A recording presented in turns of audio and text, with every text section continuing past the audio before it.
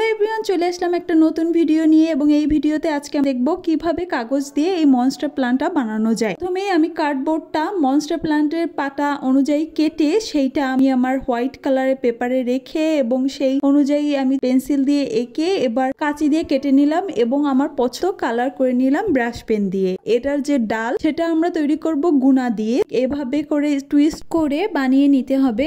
আমি এখানে 12টা পাতা বানিয়ে নিয়েছি, তো 12টা গুনা নিয়ে নিলাম এবং সেগুলো আমি এখন কট স্টেপ দিয়ে অ্যাটাচ করে নিব এবং অ্যাটাচ করলেই রেডি হয়ে গেল আমাদের এই মনস্টার পাতাগুলো রেডি হওয়ার পর আসলেই অনেক সুন্দর লাগছিল। এবার আমরা এই মনস্টার পাতাটা কোথায় রাখবো, সেজন্য আমাদের তো একটা টব বানাইতে হবে।